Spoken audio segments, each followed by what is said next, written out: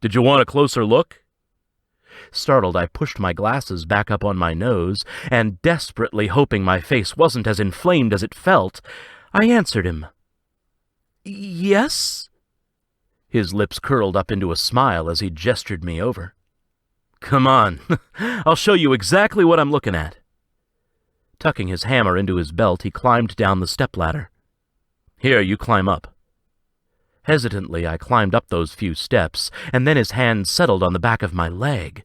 It started at my calf and moved up to my knee. I swallowed hard and leaned forward in the hopes that he wouldn't know what that simple touch did to me. Repressing a shiver, I hoped he couldn't feel the goosebumps through my jeans, yet I wanted the tingling I felt to last just a few seconds longer. "Okay, stick your hand in that hole and feel the board." I did as he said. "Okay." "Yeah, now, do you feel how solid and dry it is?" "Yes." "That's a good one. Now move your hand over to the right and feel that one." I took my hand off the wood, did as he asked, and found it a lot wetter than I expected. "Wow, I had no idea it would be this wet." "Yep, a little bit of water damage. Nothing too bad. I'll leave it open, bring in a fan, and it should be mostly dry by tomorrow. I'll tack on an additional stud to it, leave it open another day, and make sure it's good and dry before I put the new drywall up."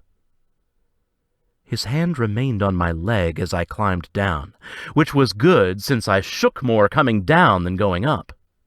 When I turned around, he was right there, inches away from me, his sparkling eyes focused on mine, his face split into a wide grin. I wanted to grab his chin and mash our lips together, stick my tongue into his mouth, and swallow whatever needy sounds he made. Instead, I lifted my hand up to adjust my glasses again. "So does that complicate things?" Riley licked his lips and his brow furrowed in thought for a moment. "Nah, not really. None of them are weight-bearing." He shrugged. "I actually expected there to be more damage.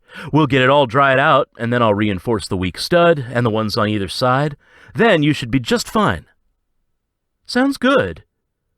I stood there staring stupidly at him, saw his gaze drop to my lips, and then return to my eyes with a hunger that made my blood rush south. "I'm just gonna..." He jerked his thumb toward the door and turned his body to squeeze past me and the ladder. I choked back a sound as his hand brushed my hip, because the heat of it seemed to burn right through the fabric and sear my skin. Suddenly, the rug in my office became the most interesting thing on the planet as I glared at it hard enough to rip holes into it. "Get a hold of yourself, Steve," I whispered, dragging a hand through my hair before taking off my glasses and pinching the bridge of my nose.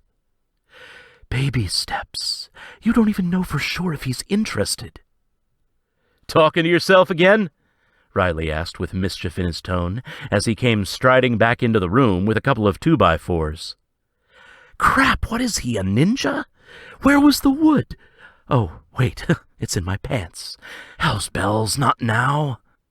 I fought the urge to bang my head against the nearest wall. Quickly, I stumbled out of his way, and he set the 2x4s on the floor beside the ladder. He stood up, hands on his hips, and faced me. "So, what was it this time? Something about being interested? Interested in what? Or is it a who?" he asked, wiggling his eyebrows playfully. "Oh, damn!" I'd actually said that out loud, and he'd heard me. "Long story," I mumbled, backing away from him, relieved he hadn't heard exactly what I had said or what else I'd been thinking. Okay." He shrugged. "If you're sure, I'm just gonna get these nailed in place on the dry studs."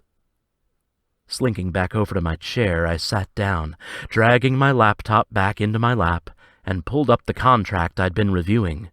I did my damnedest to work and ignore the fact that Riley was working so close by. For the most part, I failed miserably.